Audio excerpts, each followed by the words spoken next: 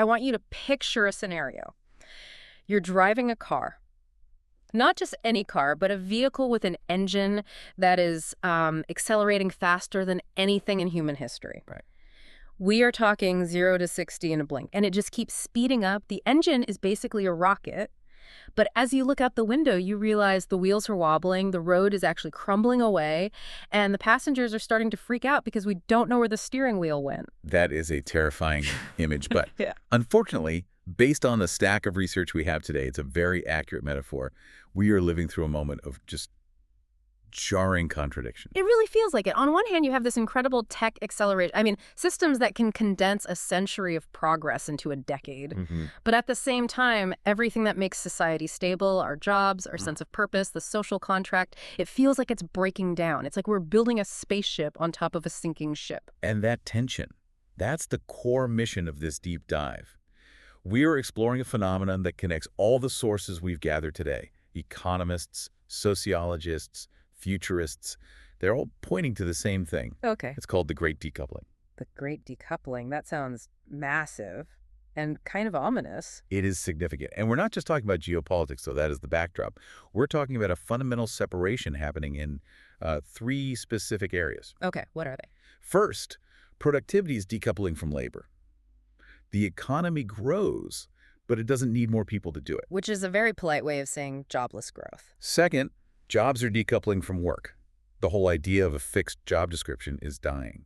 And third, human adaptability is decoupling from technological velocity. The tech is moving exponentially, but our organizations and, our brains, they're moving logarithmically. So we are basically trying to run a marathon at a sprinter's pace while the ground shifts under us. Precisely.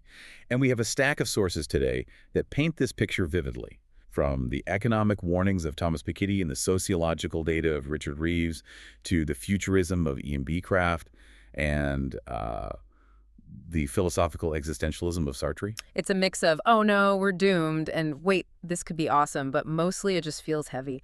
So let's unpack this. Let's start with the money, the economic rift. You mentioned productivity versus labor. To understand this, we really have to look at the work of economist Thomas Piketty. He has his core finding, a simple formula that explains a lot of modern inequality. RG. RG. Okay, I barely passed calculus, so you need to make this land for me. Why does this letter comparison matter to my bank account? It's simpler than it looks, but the implications are brutal. So R stands for the rate of return on capital. Investments, inheritance, real estate, that kind of thing. Exactly. And G is the rate of economic growth, which usually tracks with wages and labor income. Piketty's historical analysis shows that, generally speaking, R is higher than G. Okay, so let me translate. If I own things, capital, stocks, an apartment complex, I get richer faster than someone who just works for a living. Yes. Think of it this way. If you were trying to work your way to wealth today using just your labor, you were running up a down escalator. Right. Meanwhile, the person who inherited assets or owns capital is taking the high-speed elevator. The math just guarantees that hard work matters less than owned assets. That is incredibly demoralizing. It basically says the American dream math is broken. Piketty argues that the past devours the future. Wealth just accumulates faster than labor can catch up. And he points out that in 1910, Europe was incredibly unequal. But today, the U.S. has extreme inequality, largely because the top tier of labor CEOs, supermanagers, have seen their income soar while average wages have stagnated. So the ladder is being pulled up. But here's the thing. Usually when we talk about this, we talk about class. But one of our sources, Richard Reeves, he connects this directly to gender. He calls it the breadwinner crisis. This is where the decoupling becomes very personal.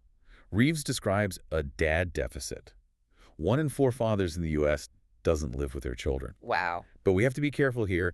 This isn't a culture war point. It's an economic one. Right. Help me bridge that gap. How does robots taking jobs lead to dads leaving homes? It's about the economic value of traditional male labor.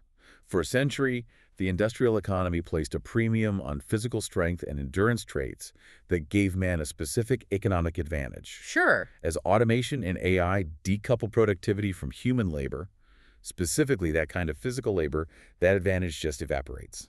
So the factory job that paid a middle-class wage and allowed a guy to be the provider, that's gone. Correct. And Reeves notes that as women gained economic power, which is a massive positive liberation, Absolutely. the economic necessity of the traditional breadwinner father vanished.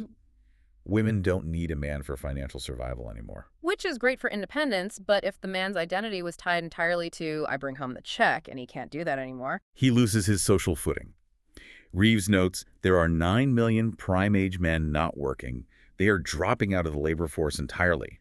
It's an identity crisis wrapped in an economic crisis caused by this technological shift. It's stark. And then you have futurists like Ian Beecraft coming in and saying, hey, corporate America is making this worse by how they handle the tech. Beecraft is very blunt. He notes that in our current capitalist paradigm, efficiency is almost always code for layoffs. I mean, hasn't that always been the case? We didn't keep lamplighters employed when electricity came along. Is this actually different, or is Beecraft just being alarmist? That's a fair pushback, but there is a nuance here. In the past, technology usually created more capacity. You invent the loom, you make more cloth, you hire people to manage the looms. Yeah. Beecraft argues that right now, companies are using AI not to expand capacity, not to make more things, but simply to increase margins. Ah, I see. So the goal isn't let's do 10 times more work. It's let's do the same amount of work with 10 times fewer people. Exactly. They are extracting value rather than creating it. And that just accelerates the decoupling of productivity from people. Okay, I have to pause this here because this is painting an incredibly bleak picture. We have an economy that favors the rich, machines replacing the working class, men dropping out of society, and companies firing everyone to boost stock prices. You promised me some creative generalist optimism in the outline. How do we get from this disaster to anything resembling a good future? It is a difficult bridge to cross. We have to acknowledge the friction. But Beecraft and other sources argue that while the job might be dying, work is actually getting more interesting. Yeah. This leads us to the second decoupling, jobs versus work. Beecraft has this quote, "Jobs are dead, long live work." It sounds like a bumper sticker, but what does it actually mean? Are we all just going to be gig workers fighting for scraps? Not necessarily. Think about the industrial model. You had a job description, you stayed in your lane. You were an accountant and you did accounting. If you had a creative idea for a marketing campaign, you were told, get back to your spreadsheet. Beecraft argues that AI abstracts away the technical barriers of entry for skills. This is the creative generalist concept. Yes. In the past, if you wanted to execute a vision, you needed, 10 years of technical training. You needed to know Photoshop or coding or video editing. Now, the AI handles the technical execution. So if I'm an accountant, but I have a really good eye for design, I don't need to go to art school. I can just use the tools to make the thing. You become a mosaic of skills rather than a single job title. You can bring your hobbies, your eclectic interests, and apply them to your work because the technical hurdle is gone. I see the appeal. It's like instead of being a cog, you're the architect. But doesn't that sound exhausting? Exhausting how? Well, before, I could just be good at accounting. I could clock out. Now you're telling me I have to be a designer, a writer, a strategist, and a prompter. It sounds like the pressure to perform just went through the roof. You aren't wrong. This is the double-edged sword. Beecraft calls this skill flux. Skillful. The half-life of a skill is shrinking. In the old days, you front-loaded education. You went to college, learned a trade, and milked that knowledge for 40 years. That model is dead. Because what I learned in college 5 years ago is probably a button in a software program now. Or it's entirely obsolete. So we move to a model of surge skilling. You have to learn continuously because AI commoditizes knowledge instantly. You can't just know things. You have to know how to synthesize things. Oh, so the lazy girl job or the quiet quitting era is over. You either adapt constantly or you become irrelevant. That is the harsh reality. And this shift changes where we work, too. Mike Walsh talks about the decoupling of work from place. The city as the office. Yes, the office tower was a symbol of industrial stability, authority, centralization. But if work is tasks, not roles, and you are a creative generalist, you don't need the tower. The city itself becomes your workspace. Distributed teams, digital-first rituals. It sounds liberating, but also lonely. But let's look at the bigger picture. We've talked about the economy and the job market. But the thing that really scares me in these sources is the sheer speed of it all. The velocity trap. This is the third decoupling. Human adaptability versus tech velocity. This is where we need to talk about Martek's law. I've seen the charts, but explain it simply for the listener. Picture a graph. You have one line going straight up, almost vertical. That is technology. It is exponential. It doubles in power every year or two. Okay. Then way down at the bottom, you have a flat, almost horizontal line. That is human organization. That's us. That's our laws, our corporate policies, our brains. Exactly. We change logarithmically. All right. We flatten out because we need consensus, we have habits, we have bureaucracy. Martech's law states that the gap between that vertical rocket of tech and that flat ceiling of humanity is the rift of disruption. And the wider that gap gets, the more chaos we feel. Will McAskill gives us a terrifying thought experiment to illustrate just how steep that tech curve is about to get. He calls it the century in a decade. I read this part 3 times because it made my head spin. He asks us to imagine condensing all the progress from 1925 to 2025 into just 10 years. Think about what happened in that century. We went from biplanes to the moon landings. We invented nuclear weapons, the internet, antibiotics. We saw the rise and fall of fascism and communism, civil rights movements, decolonization. That took 100 years, and we barely survived it. I mean, we almost blew up the world 3 or 4 times. Now imagine all of that magnitude of change hitting us between now and 2035. McAskill uses the analogy of a medieval king to explain why this is so dangerous. Okay, paint the picture. Imagine a king in the year 1400. He understands his world. He has archers, he has stone castles, he has a feudal system. Suddenly, a time traveler hands him a nuclear weapon and a drone fleet. He has absolutely no framework for this. He doesn't have the treaties. He doesn't have the ethics. He doesn't even have the physics. He doesn't have the institutions. His advisors are worrying about the harvest, and he's holding the power to level the continent. McAskill argues that is us right now. We are building 21st century godlike technology with medieval, or at best, 20th century institutions. And the scary part is, McAskill points out this isn't just software. We usually think of AI as code on a screen, ChatGPT writing a poem. But he talks about an industrial explosion. This is the difference between thinking and acting. If AI can automate the factories that build the factories, you decouple production from human labor constraints entirely. Robots building robots. Ideally, yes. But practically, it means a trillion drone world. It means a scramble for space resources, solar farms around the sun, mining asteroids, happening at a pace that our geopolitical treaties can't touch. Oh, wow. If a company or a country can self-replicate infrastructure without needing a human workforce, they can expand their power infinitely fast. It's a solved world scenario, but it sounds incredibly messy. It's like a gold rush where everyone has a teleporter. And this leads us to the final and maybe most profound decoupling. If the economy doesn't need our labor because the machines are productive, and if the job doesn't define our identity because skills are fluid, and if the world is moving too fast for us to control, who are we? We are entering the philosophical void. This is where we have to go back to Jean-Paul Sartre. I remember existence precedes essence from college, but I mostly remember it being about wearing black turtlenecks and smoking cigarettes. How does this apply to AI? It's the fundamental question of the future.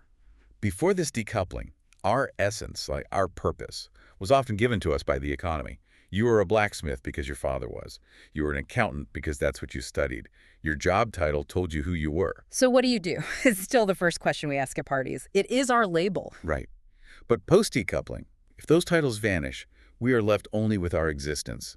We are, as Sartre put it, condemned to be free.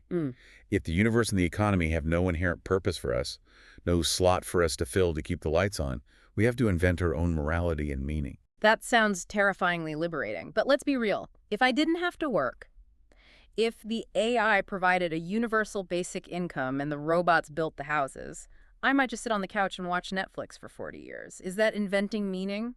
That is the risk. The solved world scenario Nick Bostrom discusses. If we don't struggle, do we rot?